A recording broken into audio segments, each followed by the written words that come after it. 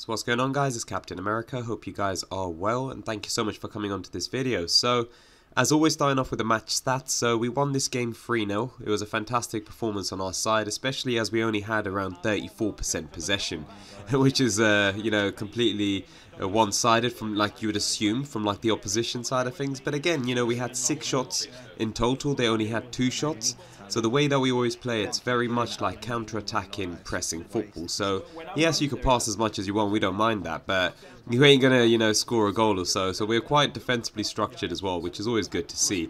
And you know, with my ratings for this game, I did have 8.2. You know, match rating, I had 5 possessions won in total with 1 possession lost. I did make 2 tackles, and then that was at 100%. I will be uploading I usually do like centre-back clips of all of the games that the videos that I upload on YouTube. I usually place it on my socials, as well as like YouTube shorts. You know, you also got Instagram and TikTok as well, if you just want to see the clips of my defending or passing, or whatever the case is, or the best moments of those games. So yeah, just catch those on Captain America, similar to this YouTube channel's username. So yeah, guys, do enjoy the video. You know, it's a great game as mentioned, great counter-attacking football from the boys, and again, I'm pleased on myself, you know, the clean sheet that I've got, as well as they did not have much to do. Let's say in terms of the goal side of things, you know, we were defensively structured quite, you know, well, and I think that's good to see, especially as we haven't had many players come online from the team, which is always a bit disappointing, because I do prefer having a full 11. But again, we're coming to the end of FIFA now. You know, summer holidays are coming across, so it's always going to be a bit challenging. But I've mentioned it in my previous videos. I'm really looking forward to FIFA 23, man. I think it's going to be fantastic, you know, with the cross-play enabled. But I don't firstly understand why it's taken them so long to just even look at enabling crossplay, like for all platforms, because you know, you got other games which are already like crossplay, you know, cross-platform suitability, but FIFA for some reason was always a bit backwards in that state. So I'm hoping that there's no like breakage of the game as such, you know, with the bugs or anything that we do experience with all of these, let's say, cross-play players, or even like PC players now taking on board like PS4, Xbox, you know, players. I think it's going to be interesting to see, and fingers crossed that we don't face any issues. You know, we already face always issues whenever there's a launch of a game, you know, for a month or so, but you know, we've always said it for the pro club scene, there hasn't been much change in the pro clubs area. You know, there's so much that we're doing as a, I don't know, as a pro league. You know, they should look at, I don't know, like a competitive scene or separate area within like the FIFA side of things. So, you know, you've got your teams actually competing against like other pro teams, and like you're progressing from like, I don't know, Division 4, for example, with like an actual table, let's say. But again, it's always going to be harder to manage like that, because again, you have to look at like timings and who could play when, and it's always a bit more strict. But that's a bit complex, I'm thinking, in my ideology, but I think that'll be good for them to do sometime in the future, like having like, okay, a date for this fixture of our team versus another team, and like, I don't know, Division 2, and you know, you have to go for this time, and they automatically, like, I don't know, go for the game and how it goes. And of course, we need to look at like subs as well. Hopefully we could sub on individual players that are on the bench. You know, I think that'll be really good, like, you know, midway in the game, if we're like, okay, you know, this person's tired, for example, or let's change the dynamics of the game. You know, we bring on a human player from the bench who's just been watching the game from, I don't know, a perspective of the captain or something, I don't know.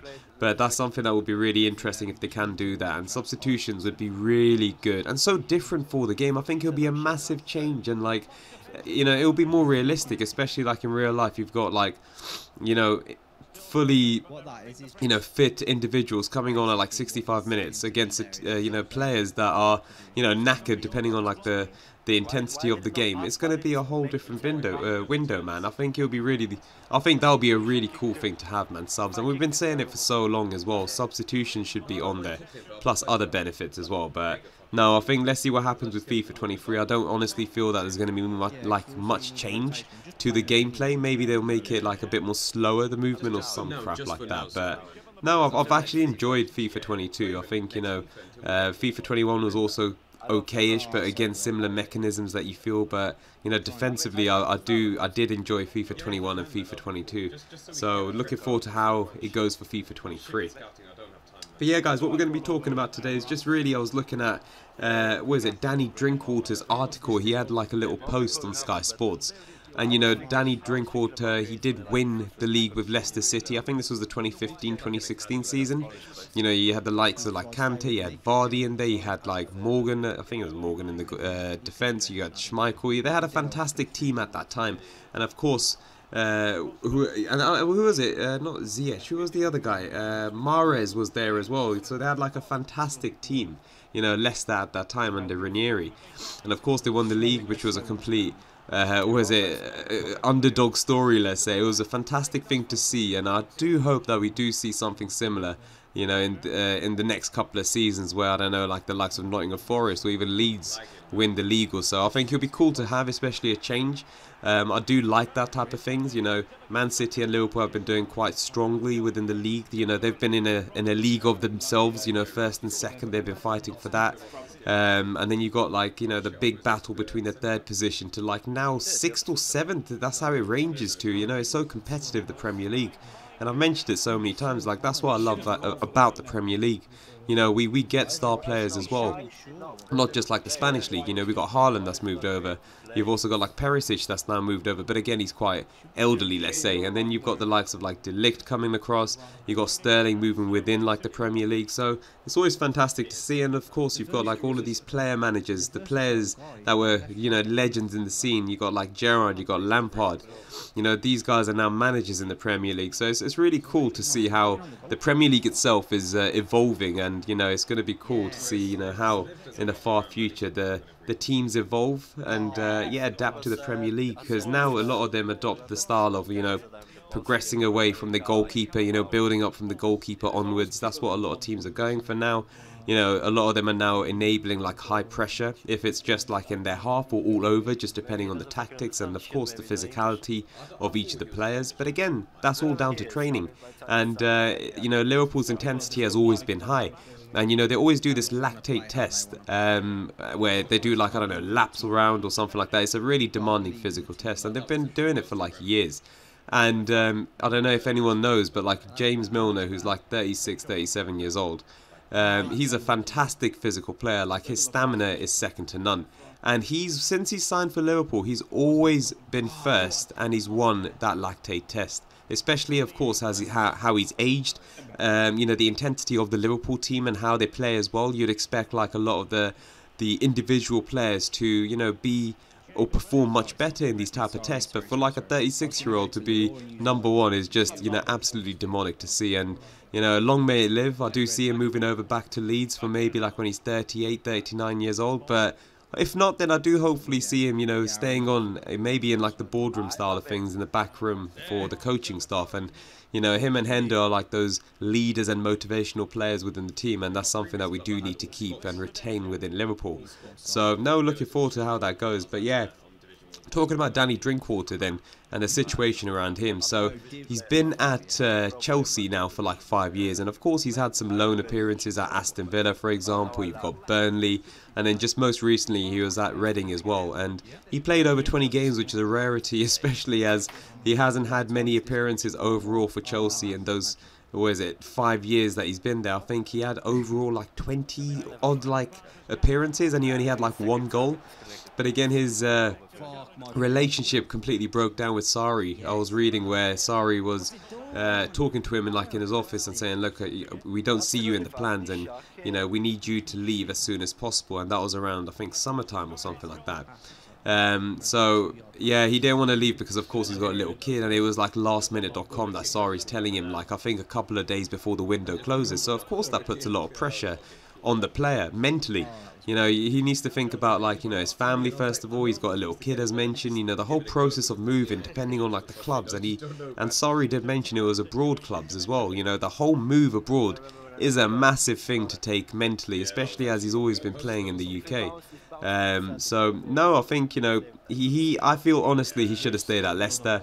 I think, you know, with Brendan Rodgers at Leicester now, the team that he has is fantastic, but the form that Drinkwater was in for Leicester specifically, and the team that he was around, like the players, you know, he would have done much better. But again, that's always a you never know how it's going to go with like a move to another club. And you know, we've seen it with the likes of like Coutinho, for example, who was like pushing his move from like Liverpool so much that he pretended an injury, for example, and you know, his move went through to Barca, as we know. You know, his games at Barca weren't that great. He was loaned off to Bayern, and you know, when he was at Bayern, he did score in the Champions League final. I think it was 2 goals to knock Barcelona out, which is absolute banter, man, because that was his parent club as well. So just think about when he returned back on loan to Barca, and you got the likes of like PK, Biscuits, all of these guys looking at him and being like, you absolute idiot, man. You know, I wanted to swear, but you know, we need to keep this PG, ladies and gentlemen. Yeah, we'll keep it as ladies and gentlemen as well. That's how it should be. But yeah, so yeah, I think, you know, with him, he should have stayed. You know, there's so much to it, and you know, it's also a case where like Chelsea, I was looking at, you know, loan players, because they've always been, you know, a club that's loaned out, or they've purchased a lot of players, that, don't get me wrong, but they've always loaned out a hefty amount of players. And they were always ranked around like number 1, number 2, like globally with clubs, around like the 50+ mark of loaned players out from their club as such. But you know, I did a little article run just to see, okay, where are they positioned? And they weren't actually in the listing, which is quite surprising, especially I know that FIFA's looking at bringing up a law or a rule where you could only do maximum 8 players out on loan, which is absolutely fantastic, especially as, you know, you want to look at growing your youth academy as well. You know, there's going to be so much opportunities around that. But no, I think, you know, like the article that I read, the first team that was ranked number 1 to loan out the most number of players was Atalanta, based in Italy. And for me, I was like, nah, I did not assume it was going to be them. I thought it was going to be like Chelsea, as mentioned, or someone else, but I didn't know Atalanta had that. Like, don't get me wrong, they've always done fantastic recently over the past seasons in like the Europa League. They even got into the Champions League. But yeah, I didn't realise they had that much amount of players loaned out. Just think about like their payroll, man. Like, the owners must be getting a hefty bill, depending on like if they're taking on accountability of the wages of the players that are being loaned out. Like, I don't know, man, that's insane. I don't know how clubs do that financially, and Chelsea were falling victim to that as well, because they had a number of loaned out players that never ever made an appearance at Chelsea, and they were at an age of like 26, 27 years old being loaned out for like the entirety of being purchased at Chelsea. So maybe let's say 4 or 5 years, man, which is just absolutely ridiculous, man. Like, I don't know why like these type of clubs adopt this type of style. I think that's just completely wrong.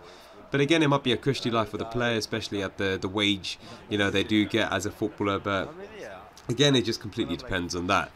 But yeah, I think, you know, with Chelsea, as mentioned, you know, they've been rumoured to like world-class, let's say, individual players, as per my previous videos. But again, they're quite aged now as well. Neymar, you've got Ronaldo that's being rumoured. You know, Ronaldo's, he wants to leave like Man United. He's doing like a Coutinho, man, which is absolute banter, especially as he was the top scorer for United at the age of 36, 37 years old, which is just absolutely funny. But yeah, guys, but we are coming out to the end of the video. I do appreciate you guys sticking on. I'll see if there's going to be a video tomorrow, if I can do one before Wireless. If not, then I will give my feedback on how Wireless goes on Sunday's video. But yeah, take care, and I'll catch you guys soon. Peace and hair grease. Bye-bye. Literally trying to lure the back defender away from you so that you had the shot. Nice. I think she is